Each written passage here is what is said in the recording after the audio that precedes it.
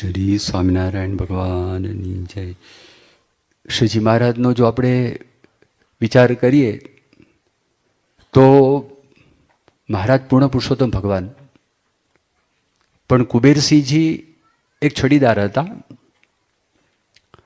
એ અમદાવાદમાં પોતે હતા અને એમણે સ્વામિનારાયણ ભગવાનને આ પ્રશ્ન પૂછ્યો કે ભાઈ, ભગવાનના પુરુષોત્તમ નારાયણના અસાધારણ લક્ષણ એ શું છે? કેવી રીતે ખબર પડે આ ભગવાન કહેવાય? કેવી રીતે ખબર પડે આ પુરુષોત્તમ નારાયણ કહેવાય?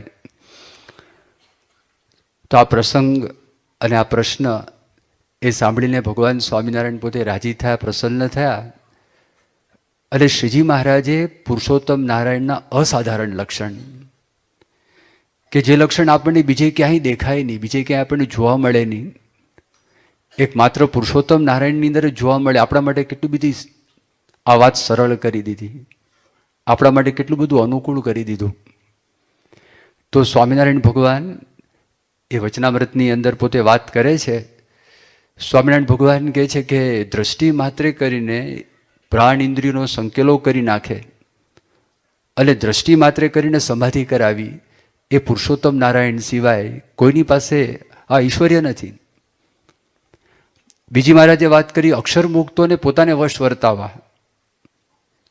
મહાન મોટા મોટા સંતો પરમહંસો પોતે અવતાર જેવા હોય, એમને પણ જેમ માકડાને મદારી નચાવે એવી રીતે ભગવાન સ્વામિનારાયણે એમને નચાવ્યા. પરમહંસોને કીધું તમે જેમ બહેનો હોય એ ઘૂમટા તાણે લાજ કાઢે, તો પરમહંસોને વાત કરી કે તમે ઘૂમટા તાણો. અરે રસ્તાની અંદર પરમહંસોને નીકળવાનું હોય ને પરમહંસો પોતાની પાસે જે કપડું હોય માથે ઢાંકી દીધું હોય અને ઢાંકીને નીકળે, સ્વાભાવિકપણે કોઈ માણસ ચીડવે, મશ્કરી પણ કરે, બૈરાઓ છે આ લોકો, આ શા માટે ઘૂમટા તાણ્યા હશે? પણ શ્રીજી મહારાજ આ લોકોને જેમ નચાવ્યા એવી રીતે પરમહંસો નાચ્યા. આ જે સામર્થ્ય છે ભગવાન પુરુષોત્તમ નારાયણ સિવાય કોઈ પાસે હોય નહીં, એ શા માટે કોઈને ગાંઠે? આજે માણસ પાસે થોડીક શક્તિ હોય, થોડીક તાકાત હોય ને તો પણ માણસ બીજાનું કયું કરવા માટે તૈયાર થતો નથી. દીકરો બાપનું પણ કયું કરતો નથી. નાનો હોય ત્યારે કરે, પણ જે મોટો થાય અને એનામાં શક્તિ આવે, એનામાં પણ પાવર આવે અને એને લાગે કે મારા પિતાજીની આ સલાહ એ બરોબર નથી, તો ઘણી બધી વખત વિવેક મર્યાદા ચૂકીને પોતાના પિતાની સામે પણ થઈ જાય અને કે તમને જેમ લાગે એમ કરો, હું તો મારી રીત પ્રમાણે કરવાનો છું. પણ મહારાજના પરમહંસોની વાત કરી, 500ની 3000 સંતો હતા અને ઘણાના આપણને ખ્યાલ જ નથી, ઇતિહાસનો જ ખ્યાલ નથી.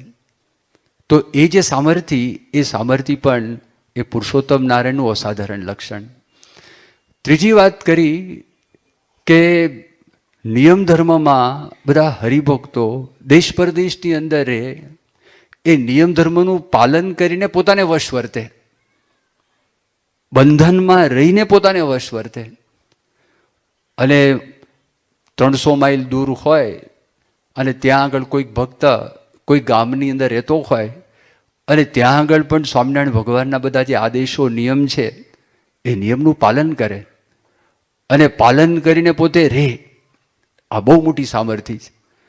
આ 3 લક્ષણ શ્રીજી મહારાજે કુબેરસિંહને બતાવ્યા અને કીધું કે પુરુષોત્તમ નારાયણના આ અસાધારણ લક્ષણ છે, આપણને કંઈ જોવા મળે નહીં.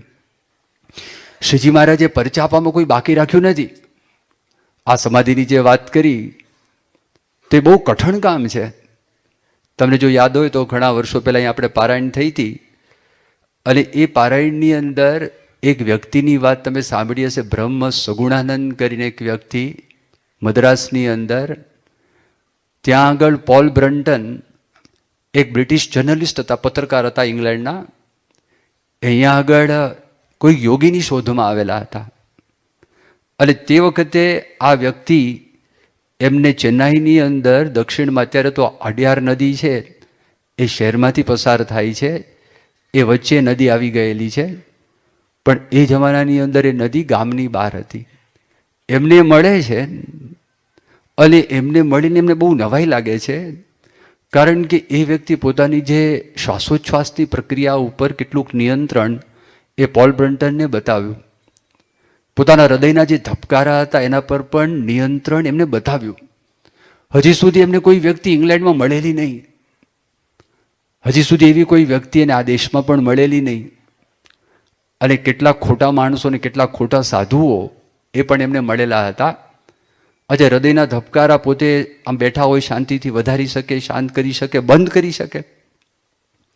શ્વાસોશ્વાસની પ્રક્રિયા પણ અમુક સમય માટે માણસ મિનિટ છે, 2 મિનિટ છે, કોઈ બહુ ટેવાયો હોય તો થોડુંક વધારે પણ જાળવી રાખે. અને આ એકદમ બંધ કરી દીધી અને બધી રીતે એ માણસે પરીક્ષણ કર્યું અને એને બહુ નવાઈ લાગી, બહુ આશ્ચર્ય લાગ્યું. કેટલાક યોગાસનો બતાવ્યા અને કેવી રીતે આ બધું કરવું જોઈએ ને કેવી રીતે થઈ શકે એની કેટલીક માહિતી પણ એમને આપી. એ બધી વાત થઈ. પણ પછી એણે એક વાત કરી કે છેલ્લા 12 વર્ષથી રોજના કંઈક 6 થી 8 કલાક એ નિયમિતપણે યોગની સાધના કરે છે. એમાં માત્ર 24 આસન એના પર એ વ્યક્તિ કંટ્રોલ કરી શક્યા છે. યમ નિયમ આસનની વાત કરી. અષ્ટાંગ યોગના 8 પગથિયા છે: યમ નિયમ આસન પ્રાણાયામ પ્રત્યાહાર ધારણા ધ્યાન ને સમાધિ. એમાં જે યમ નિયમ ને આસન, તમે અત્યારે બધા બેઠા છો, સુખાસનમાં બેઠા છો, પગ ઉપર ચડાવો 2 તો પદ્માસન થાય, એક પગ ઊંચો નીચો આવે ને અમુક પ્રક્રિયા છે ને સિદ્ધાસન કહેવાય. તો એના માટે એવું કહેવાય છે કે સ્થિરમ સુખમ આસનમ. 3 કલાક સુધી હલનચલન કર્યા વગર માણસ સ્થિરમ સુખમ, સુખપૂર્વક સ્થિરતાપૂર્વક બેસી શકે ને ત્યારે એક આસન સિદ્ધ થયું કહેવાય. હવે આપણે આ આસન સુખાસન નથી સિદ્ધ થયું. અત્યારે સુખાસન આપણે દુખાસન જેવું લાગે છે. અને હમણાં ખાલી જાહેરાત કરે 2 મિનિટ માટે બધા હરિભક્તો ઊભા થઈ રાજી થઈ જાય. અને આપણી સભામાં કરાવે પણ છે, કારણ કે ઘણી ઉંમર મોટી હોય, કેડ દુખતી હોય, આ દુખતું હોય, બાથરૂમ જવાની ઈચ્છા થતી હોય, ઠંડક છે એટલે મન થતું હોય, અને આપણું એક બાજુ મન કથાની અંદર, બીજી બાજુ મન બાથરૂમમાં. છૂટકો નથી, પરિસ્થિતિ આ પ્રકારની છે.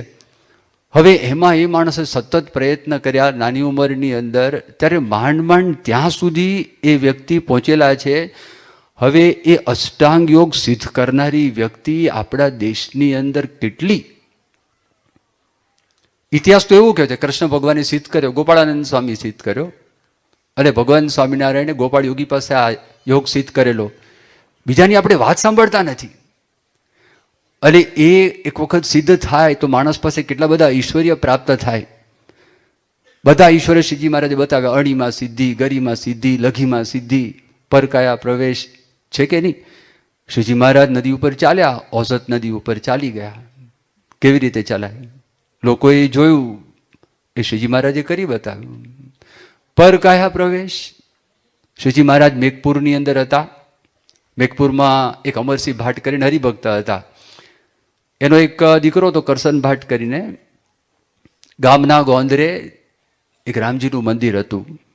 સંધ્યા ટાણે આરતી થાય, ગામના બધા માણસો ભેગા થઈ જાય, નાના છોકરાઓ પડાપડી કરે ઝાલર વગાડવા માટે, નગારા વગાડવા માટે, પ્રસાદ ખાવા માટે. આરતી પછી પ્રસાદ મળે. શ્રીજી મહારાજના મનમાં એમ કે હું પણ ત્યાં આગળ જોઉં ને. મહારાજ ત્યાં આગળ જતા એટલા માટે કે મહારાજના દર્શન થાય, લોકોને સંસ્કાર પડે. એટલે એવી રીતે શ્રીજી મહારાજ એક વખત ત્યાં ગયા હતા. મહારાજ ત્યાં ગયા અને તે વખતે આરતી પતી ગઈ. એટલે એક ફકીર આવ્યો અને ફકીરની પાસે કુરાનનું પુસ્તક હતું.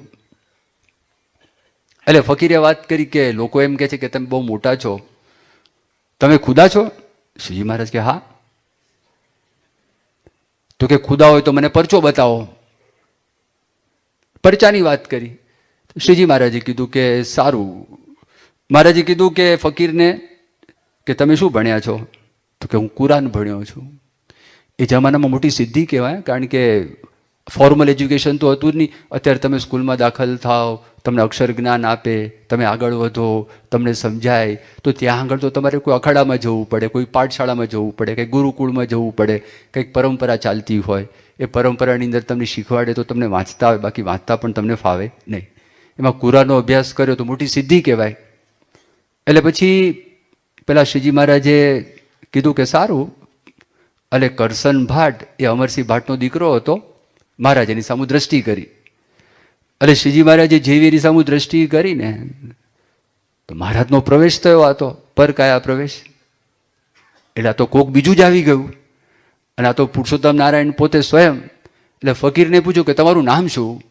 ફકીર કે અબડાશા. ફકીર શું કે અબડાશા. તે કરશન ભાટ નાની ઉંમર કે મારું નામ ખલબલ શાહ. મારું નામ ખલબલ શાહ. તું તો કરશન ભાટ, ખલબલ શાહ. એટલે પછી જ્યાં દ્રષ્ટિ કરી કુરાનની કલમાઓ બોલવા લાગ્યો. એટલે ગામના માણસો વિચાર કે અમરસિંહ ભાટનો આ કરશન તો કરસનીઓ એ શીખ્યો ક્યારે કુરાન? એને ક્યાંથી આવડ્યું કુરાન? તે બોલવા લાગ્યો. પેલા ખુશ થઈને સાંભળતા હતા. ફકીરે કીધું મહારાજ તમે ખુદા સાચા, તમે ભગવાન સાચા. આ કરશન ભાટ બોલતો નથી, તમે એમાં પ્રવેશ કરીને બોલો છો, બાકી આને કશું આવડે નહીં.